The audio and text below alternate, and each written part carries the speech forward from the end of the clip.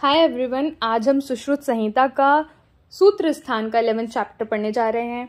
हमने अभी तक चरक और सूत्र के दोनों के 10 चैप्टर्स कंप्लीट करते हैं।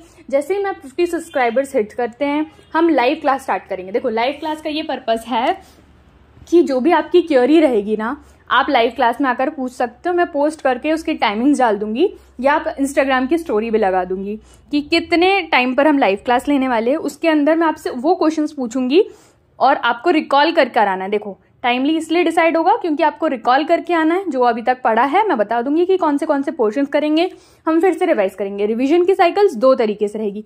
पहली, चैप्टर वाइज रिवीजन करेंगे हम, फर्स्ट सेकंड थर्ड से लेकर 10th चैप्टर का।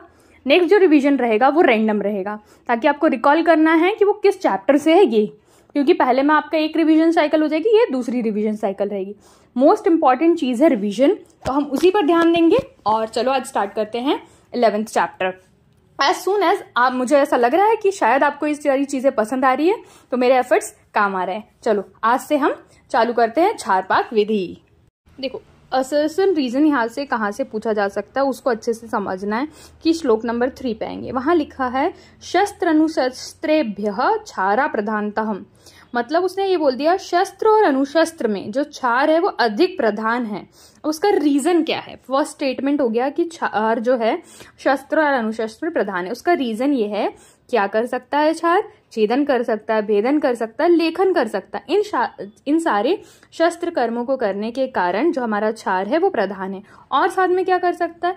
वो तीनों दोषों को शमन करता है या त्रिदोष नाशक होता है। और विशेष क्रिया अवचारणात्, मतलब विशेष क्रिया से इसका उपयोग किया जा सकता है। These are the reason. देखो, पहला ही जब चैप्टर स्टार्ट हो रहा है तब 3rd नंबर श्लोक में बहुत अच्छे से बता दिया कि जो क्षार है वो शस्त्र अनुशस्त्र में प्रधान है। क्यों प्रधान है? क्योंकि ये शस्त्र कर्म कर सकता है, साथ ही साथ त्रिदोषों में ये त्रिदोष शामक है और बहुत सारे इसके उपकरण या हम उसे बहुत सारी चीजों से इस्तेमाल कर सकते हैं। ठीक है, रीजन समझते चलेंगे। अब कभी जरूरत नहीं पड़ेगी शास्त्र और अनुशस्त्र में सुश्रुत पढ़ रहे हैं। यहाँ पर जब अनुशस्त्र में, अनुशस्त्रा नाम में आचार्य चरक ने जलों का प्रधान मानी है, लेकिन ये स्टेटमेंट हमको सुश्रुत के उस पे से लेके चलना है। ठीक है, नेक्स्ट आते हैं। श्लोका नंबर 4 में इसकी निरुक्ति दी गई है कि क्षार को हम क्षार क्यों बोलते हैं? क्योंकि वो क्षरण का काम करता है। क्षरण मतलब काटने का।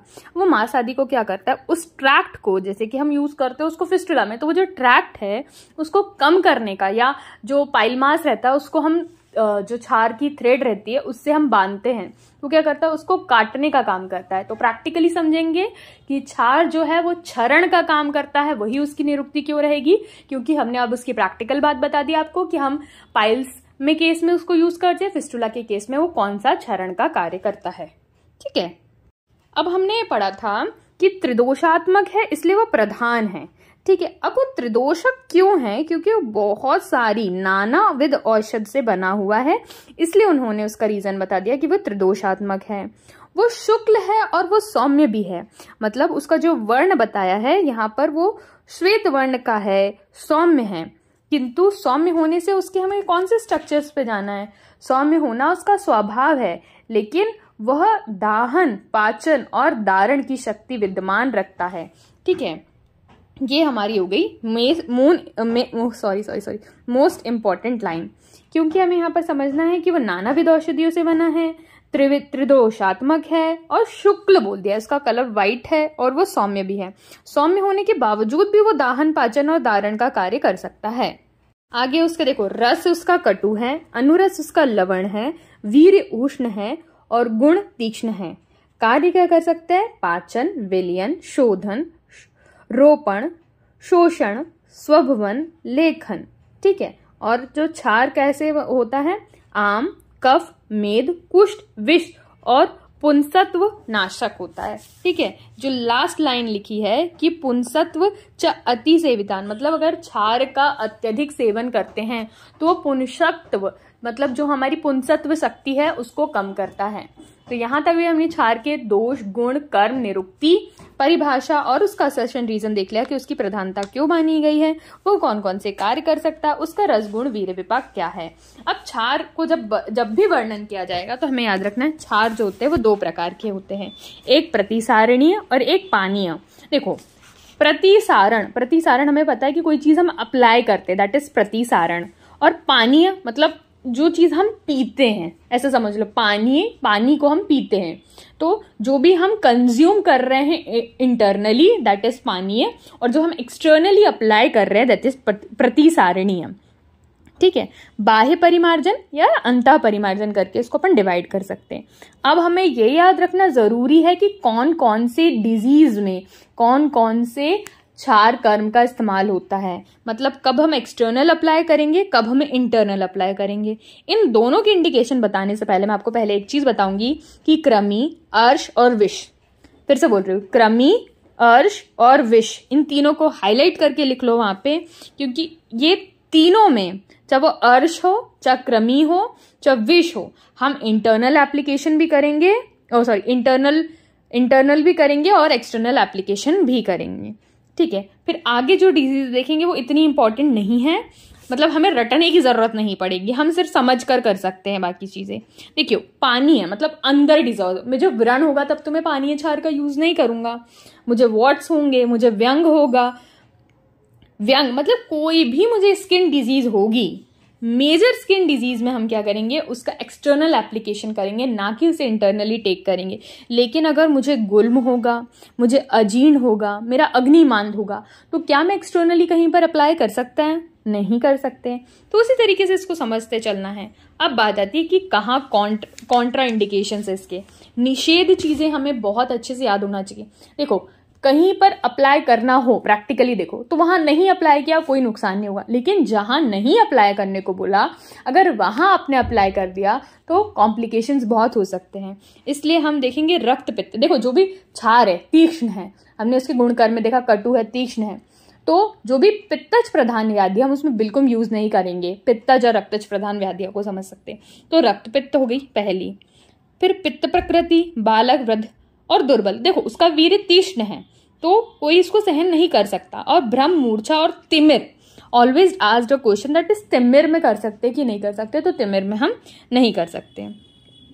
फिर सार का जो संग्रह की बात करी गई है उसकी ऋतु याद रखना चाहिए। श्लोका नंबर आ जाओ तुम 11 में, उसमें बहुत अच्छे से वर्णन करा गया है कि यहाँ पर एक और चीज बताई गई है कि जो प्रतिसारणी क्षार के अन्य 3 भेद उनने और बता दिए, दैट इज मृदु, मध्यम और तीक्ष्ण क्षार।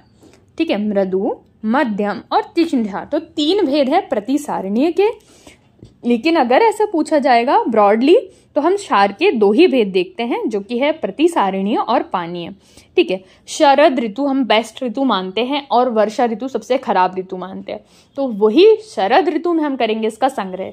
अब क्षार बनाना है हमें वृक्ष से, तो वृक्ष की एक आयु होती है, एक आइडियल एज होती है, तो हम बोलेंगे इसकी जो मध्यम आयु है वही बेस्ट है। देखो मैं इसको आपको हिंदी में उसको समझाती हूँ कि उसने कैसे उसकी संग्रह विधि बताई है।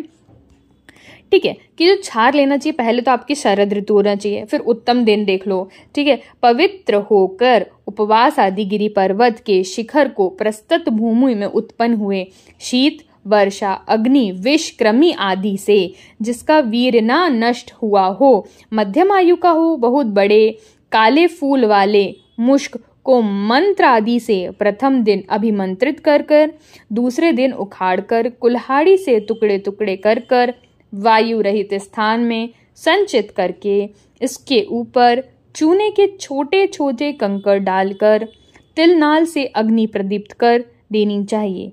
अग्नि के स्वांसित होने पर मुखे की भस्म पृथक किसी पात्र में एकत्रित कर लेनी चाहिए तथा चूना और शक्कर को अलग कर लेना चाहिए।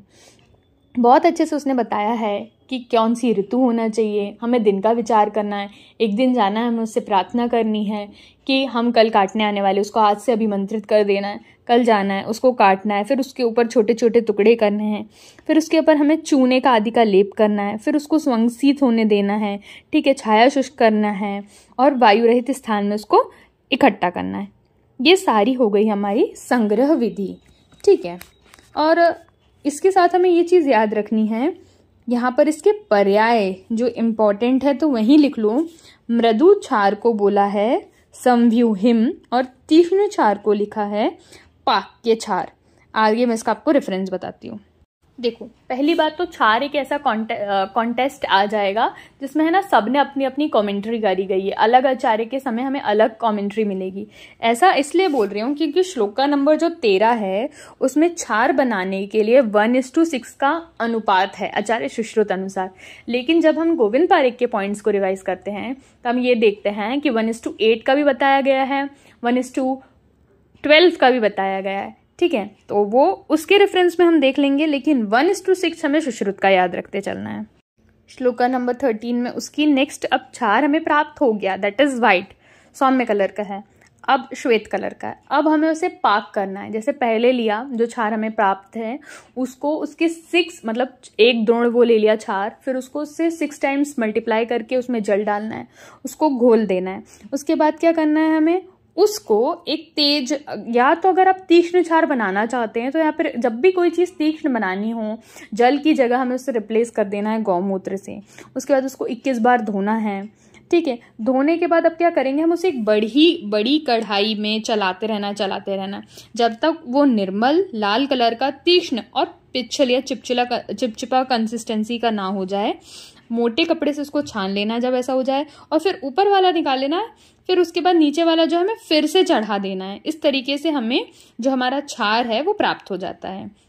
क्षार बनाने की विधि हम लोग वैसे तो सेकेंड ईयर में करनी चाहिए, डीजी के अंदर रस शास्त्र के अंदर जब हम पढ़ते हैं तब इसकी विधि का वर्णन है वहां पर। अब कॉलेज टू कॉलेज वेरी होती है ये चीजें कि कहाँ पर कराई गई है कहाँ पर नहीं कराई गई है। एक इम्पॉर्टेंट चीज मैं आपको बताती हूँ कि श्लोका नंबर 14 की जो सेकेंड लाइन है वहां पे लिखा है द्विद्रोणेन अष्टपल संवितन संख्या नाभ्य दिनाम। यहाँ पर ये किस चीज के बारे में वर्णन करा गया। अब मैंने बात करी थी कि मृदु क्षार, मध्यम क्षार और तीक्ष्ण क्षार क्या होता है, तो उसकी कंसिस्टेंसी की ये वाला जो क्षार होगा वो कौन सी चीजें मिला देंगे तब वो तीक्ष्ण होगा, कौन सी चीजें नहीं मिलाएंगे। देखो, अगर नॉर्मल क्षार है तो दैट इज मृदु क्षार, लेकिन जो मध्यम क्षार के लिए 2018 में यहाँ से क्वेश्चन आया था कि द्विद्रोणे अष्टपल समन्वितः, यहाँ से मतलब है कि जब वो 2 द्रोण शेष क्षारोदक के लिए 8 पल शंख नाभि आदि का अपन लेंगे का निरंतर प्रमाद रहित होकर, अगर मैं आपको इसमें मोस्ट इजीएस्ट फॉर्म में अगर इसको एक्सप्लेन करूं तो ऐसा है। देखो, जो क्षार की मैंने विधि बताई कि किस बार छानकर कढ़ाई से जो प्राप्त करेंगे दैट इज मृदु क्षार। अब उसमें अगर मैंने गौमूत्र के साथ, पानी में नहीं घोला, उसे गौमूत्र से घोला, तो वो हो गया तीक्ष्ण था क्षार। तो हमारे पास मृदु है, हमारे पास तीक्ष्ण है। अगर मुझे मध्यम क्षार चाहिए तो मैं उसे कैसे मध्यम क्षार चाहेंगे, तो उसके लिए इंग्रेडिएंट्स है जो कि है कट शर्करा, भस्म शर्करा, क्षीर पाक या शंख की नाभि। इनको क्या करना है, अग्नि पर गर्म कर लेना है जिस तरीके से वो रेड हॉट हो जाएंगी, और फिर उसको एक पात्र में इकट्ठे कर लेना है। और जो क्षार का पानी हमने जब 1:6 के रेशियो वाला जो क्षार का पानी उसमें बुझो देना है। ठीक है, दैट इज आवाप कर देना है ना, उसको हम आवाप कर देंगे। उसके बाद क्या करेंगे, जो हमारे वेसल से उसको कूट पीस के 2 द्रोण हमारा क्षार रहेगा, तो हमें 8 पल लेनी है। ये जो हमारी शंख नाभि है, शंख आदि की भस्म है, उसमें उसको इंडल्ज कर देना है। इस तरीके से ये जो क्षार हमें प्राप्त हुआ दैट इज मध्यम क्षार। तो हम समझ गए मृदु क्या है, मध्यम क्या है और तीक्ष्ण क्या है। तीक्ष्ण के लिए गौमूत्र आदि चीजें हैं, मध्यम के लिए शंखनाभि याद रखनी। ये क्वेश्चन एक बार पूछा गया तो आयुर्वेद में ही कहा जाता है कि क्वेश्चन अमर हो गया। तो अगर ये क्वेश्चन पलट के पूछा जाएगा तो या तो इसका रेशियो हमें पता है, अगर मृदु नहीं पूछा गया तो मध्यम पूछा जाएगा। तो मृदु, मध्यम और उसके नाम इंपॉर्टेंट है जो मैंने आपको बता दिए कि मृदु के लिए समव्यूहिम, सॉरी आज मेरी पता नहीं क्या हो रहा है, मुझे इतना टंग स्लिप हो रहा है, शायद मैं सुबह से बहुत ज्यादा बात करके आ चुकी हूँ। समथिंग स्पेशल फॉर मी, इसलिए आज मैंने सोचा पढ़ाई भी नहीं छोड़ते हैं, करते हैं, इसलिए टंग स्लिप हो रही है, उसके लिए मुझे माफ करिएगा। ठीक है, तीक्ष्ण के लिए पाक के क्षार और आदि जो द्रव्य बताए, दंती, द्रवंती, चित्रक, लांगली, गौमूत्र हमने पहले पढ़ा था। इसके बाद पूरा श्लोका नंबर जो 15 है उसको पका हुआ तीक्ष्ण क्षार के लिए बताया गया। अब इसके गुण दोष के बारे में बात कर लेते हैं कि क्षार के क्या गुण है क्या दोष है। आचार्य चरक ने 10 क्षार के गुण बताए गए हैं, लेकिन सुश्रुत ने 8 ही बताए हैं, जो कि आपको श्लोका नंबर 18 में मिलेंगे। नैवती तीक्ष्णो ना मृदु शुक्लः लक्षणों अथ पिच्छलः अविशंधि शिवा शीघ्र क्षारो 8 गुणों स्मृतः। ये 8 उसके गुण हो गए। चलो तो कॉर्नर में ये भी लिख लो कि शिखरी और सुख निर्वाप्य, ये जो है वो वाग्भट ने बोले। ऐड करके वहां पे लिखो शिखरी और सुख निर्वाप्य। ठीक है, ये हमारे 10 हो जाएंगे। ये तो 8 और ये 2 मिलाकर हमारे वाग्भट के 10 हो जाएंगे। फिर क्षार के दोष भी देख लेते हैं। तो दोष भी यहाँ पर 8 है। ठीक है, अति मार्दव्य, अति तीक्ष्ण, अति उष्ण, अति तीक्ष्ण, अति पिच्छिल, सर्पित, सांद्र, अपाक एवं हीन द्रव्यों से निर्मित। ठीक है, अब ये देखो कि जो भी चीज ना अति हो ना अति मृदु हो, तो उसको अति अति कर देंगे तो उसके दोष हो जाएंगे, ना अति कर देंगे तो गुण हो जाएंगे, क्योंकि कोई भी चीज की अति is not good according to Ayurveda. ठीक है, तो इस तरीके से हम पढ़ेंगे यहाँ पर इस चीजों को। अब आते हैं मेन चीज, जो कि है श्लोका नंबर 20 की लास्ट लाइन। हिंदी में भी देख सकते हैं पेज के एंड में। उसको एक ट्रिक लिखो। पहले लिखो वातपित्त कफ को वीपी के लिखते चलेंगे, उसके सामने लिखेंगे LGP। LPG की गैस आती है ना, LPG गैस, लेकिन उसको रिवर्स कर देंगे, LGP लिखेंगे। L फॉर लेखन, G फॉर घर्षण एंड P फॉर प्रच्छान। आप तो समझ ही हो गए। अगर वात दुष्ट स्थान है तो वहां पर लेखन कर्म करेंगे, पित्त दुष्ट स्थान है तो वहां पर हम घर्षण करेंगे, और कफ दुष्ट स्थान है तो हम वहां पर प्रच्छान कर्म करेंगे। इसलिए LGP याद रखेंगे। जब भी अब LPG गैस के बारे में बात होगी, हमें याद रखना है हमारा निमोनिक, दैट इज LGP, लेखन, घर्षण एंड प्रक्षालन रिस्पेक्ट टू वात पित्त कफ। ठीक है, आ जाते हैं श्लोका नंबर 21 पे। देखो, अब क्षार कर्म कब पता चलेगा कि ये सही क्षार है, तो उसके लिए आचार्य प्रैक्टिकल अप्रोच पे जाना है। एक जगह पे क्षार अप्लाई करना है, और जब तक वहां पर कृष्ण दग्ध वर्ण ना आ जाए या काला वर्ण ना हो जाए, दैट इज उसकी मात्रा भी बताई गई कि 100 मात्रा काल तक होती है। अगर वो पहले ही इससे कृष्ण दग्ध वर्ण हो जाए, दैट इज अति तीक्ष्ण, और उसके बाद भी ना हो 100 मात्रा काल के, तो मृदु। हमने किस तरीके से उसका फॉर्मुलेशन किया वो भी देख लिया, और प्रैक्टिकल अप्रोच पे अगर जाना है तो कौन से लक्षण मिलेंगे वो भी देखे। तो लिखा है व्याधो कृष्णतः दग्ध लक्षण, मतलब अगर वो काला हो जा रहा है वो हमारी उसकी दग्ध का लक्षण है। फिर उसके बाद क्या करना है, उसके बाद जब भी क्षार हो जाता है तो हम क्या करते हैं, उस पर अम्ल वर्ग उसके शमन के लिए अप्लाई करते हैं।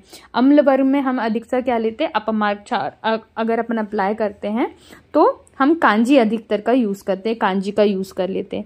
फिर उसके बाद मुलैठी का चूर्ण लगाने से उसको जो जलन, दुख और उसकी जो पीड़ा होती है वो शांत हो जाती है। इसलिए लिखा है सर्पी मधुक संयुतक, मतलब घी लेना है, उसके साथ उसमें मुलैठी का चूर्ण डालना है और उस पर लगाना है। बहुत ही सिंपल एक श्लोका है, उसने बोल दिया कि व्याधि के दग्ध लक्षण क्या होंगे। उसके पश्चात हमें अम्ल वर्ग पर जाना है। शमन करेगा अगर वो सर्पी मधुक संयुक्तम होगा। ये सारी चीजों को हमें बहुत अच्छे से याद करते चलना है।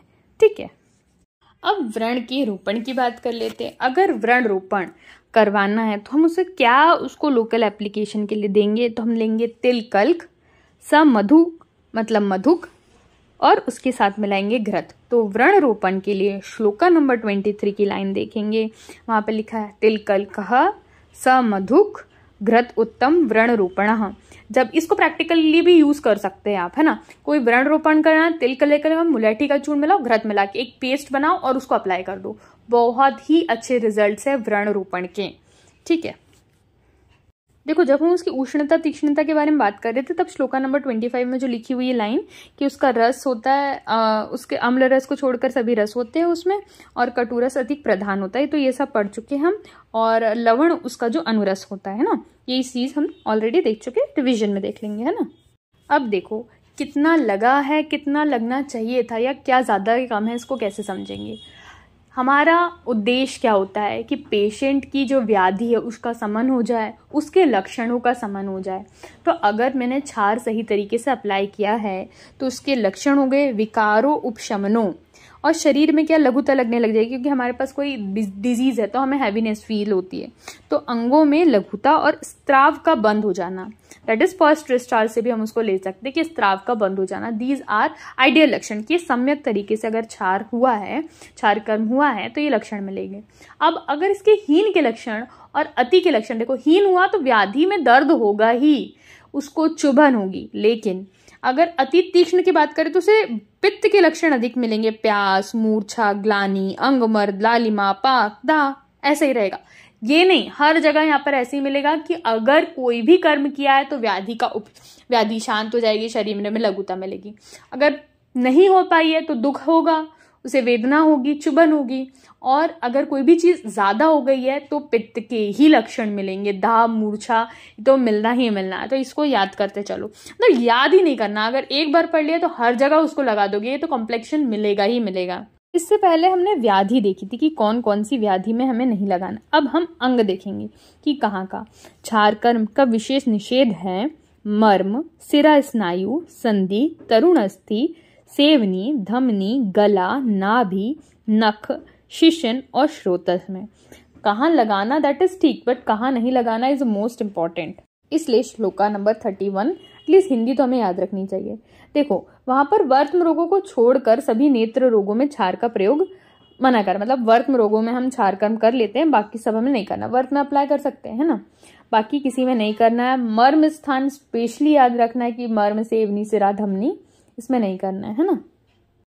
कोई भी चीज ऑथेंटिक और अच्छी होनी चाहिए, इसलिए यहाँ पर लिखा है कि विष, अग्नि, शस्त्र कर्म जो होते हैं वो व्रज अर्थात जब व्रज को आप हीरा से यहाँ पर नहीं कंपेयर करेंगे, व्रज की मृत्यु के समान दुष्टकारी होते हैं। मतलब अगर आपको किसी भी इंसान से अग्नि कर्म, शस्त्र कर्म किया तो उसमें वो पारंगत होना चाहिए, उसी से हमें कराना है, अन्यथा वो मृत्यु होती है, मृत्यु के समान होता है। ये रेफरेंस इंपॉर्टेंट है श्लोका नंबर 33 का फर्स्ट कॉन्टेस्ट, है ना। इस तरीके से हम अग्नि और जलों का कर्म जो हमारे मोस्ट इंपॉर्टेंट है, देखो इसको कभी भी एक बार पढ़ के मत छोड़ना। मैंने कोशिश करी है कि आपको और इजी वे में समझा सकूं। योग्य अयोग्य क्या है, मृदु क्या है, क्षार क्या, पानी क्या है, पाक्य क्या है। आई थिंक इसके बाद आपको कोई कंफ्यूजन नहीं होगा। जितनी चीजें बोली बस उतनी चीज करो और पढ़ते रहो।